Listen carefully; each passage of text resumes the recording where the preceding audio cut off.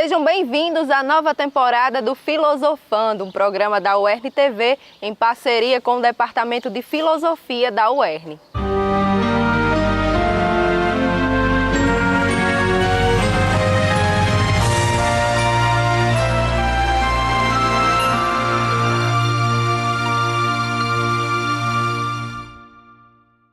A religiosidade popular reúne diversas experiências espirituais. E você aí de casa, tem ou já teve alguma devoção? A gente vai conferir agora o que as pessoas na rua pensam a respeito desse tema.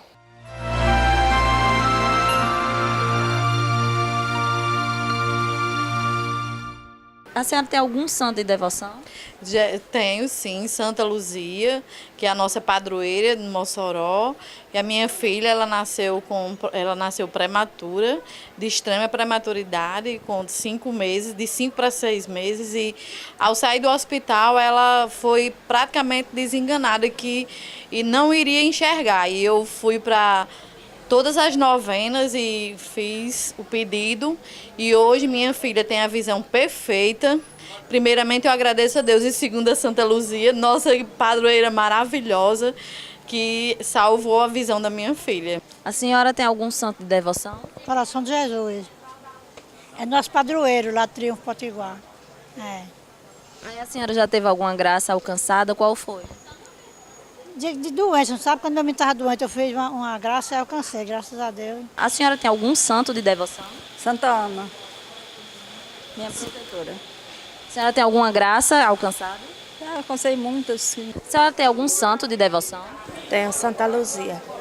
Existe alguma graça que a senhora alcançou? Existe. Eu tive um problema na vista, aí eu me peguei com Santa Luzia e acompanhei a procissão dela e eu fiquei boa. Seu Antônio, o senhor acredita em santo?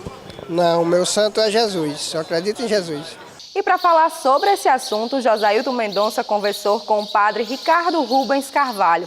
Ele é formado em Filosofia e Teologia, ele é diretor da Rádio Rural de Mossoró e também professor da Faculdade Diocesana aqui de Mossoró.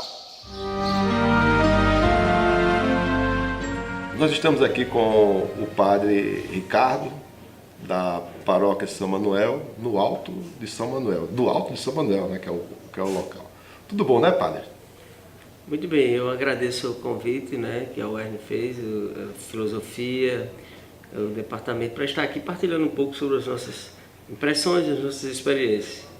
E nós estamos, e vamos discutir hoje, nós estamos aqui hoje, vamos começar um pouco sobre a religiosidade popular, devocionismo, temas que na sua vida de padre, no dia a dia, é muito comum, até muito intenso, né? Porque, principalmente hoje em dia, que essa vertente, vamos dizer assim, esse tipo de catolicismo, essa vertente, essa experiência, né, da religiosidade popular e do devocionismo é muito mais vivenciada, isso a meu ver, aí vai a pergunta, né?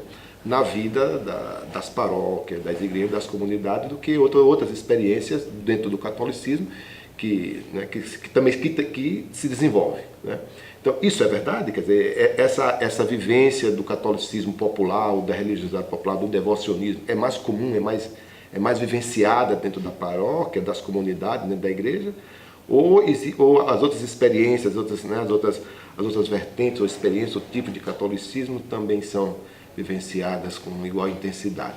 O que é que você pensa? Bem, a questão da religiosidade popular, por um certo tempo, ela sofreu, digamos assim, um certo preconceito na historiografia oficial, né? A gente lembra, quando fala de religiosidade popular, a gente pensa muito sobre a questão aqui na América Latina. Mas, por exemplo, no início da nossa fé como cristãos também, não era citado a experiência das por historiadores como Flávio José, por exemplo, romano.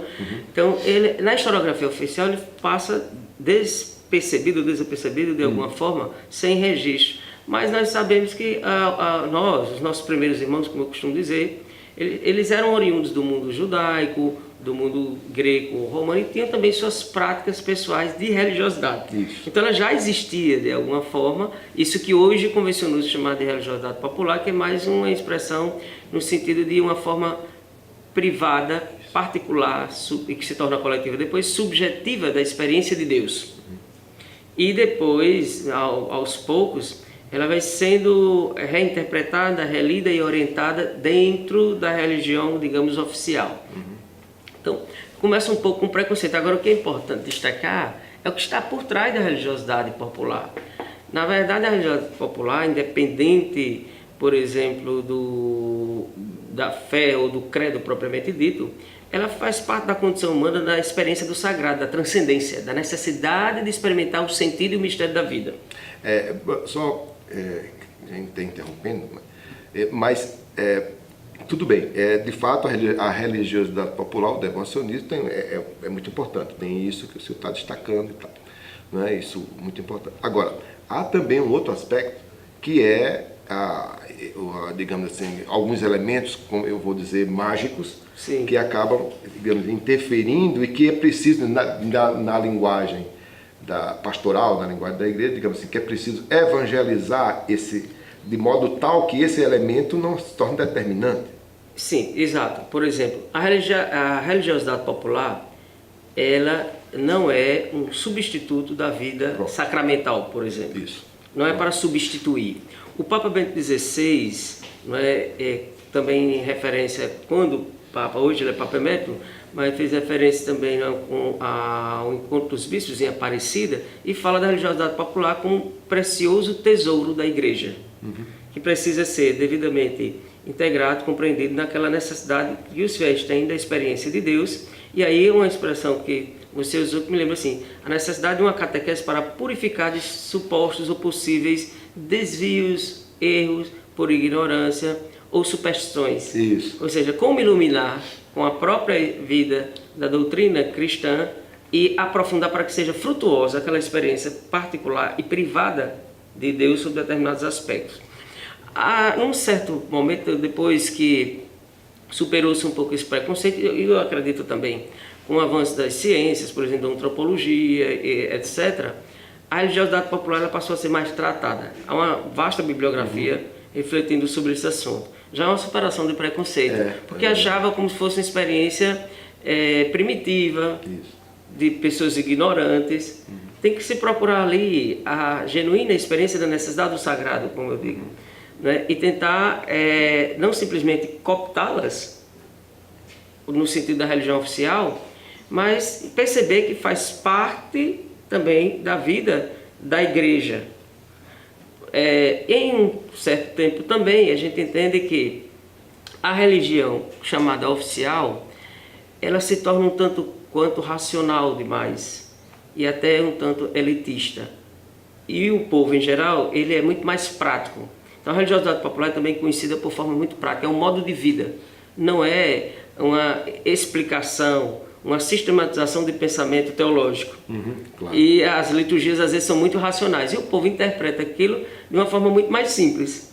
Daí também que ela é muito marcada pela empatia com algumas realidades. As formas práticas, elas são verdadeiramente devocionais, ou seja, não é exposição da fé, é vivência, por meio de símbolos, por meio de ritos também. Então, a preocupação que uma mística, né? É uma mística, exatamente.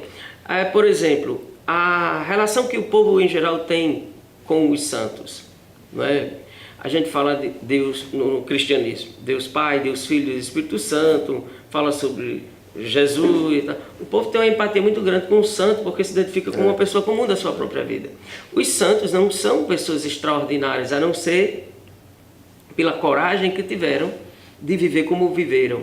Quando nós chamamos de santos aqueles que, no processo da vida, na experiência do sagrado, amadureceram de tal forma que se tornam referências para nós de interpretação do mistério de Deus e de aplicação na vida do próprio Evangelho. Nós costumamos dizer que para a vida espiritual tem dois elementos, entre outros, bastante importantes. Ler a palavra de Deus, que é a referência que nós temos das Escrituras Sagradas, que é a revelação de Deus, a experiência com o povo que foi codificada, e também ler a vida dos santos. Ora, se na vida comum, como a gente propriamente diz, a gente tem algumas referências na cultura, na política, né? São pessoas que nos iluminam, nos ajudam a refletir sobre o sentido da vida, Imagina então na vida espiritual, os santos eles são assim, porque eles interpretam e atualizam na vida o Evangelho. Então não se trata de uma questão extraordinária. Ali é o reflexo de uma vida que amadureceu, se humanizou de tal forma que transformou a realidade ao seu redor e de alguma forma nos alcança hoje. Eu vejo o alcance de uma vida frutuosa. Então, uma vida muito frutuosa. Nós vamos para um rápido intervalo e você aí de casa, não sai daí. A gente volta já.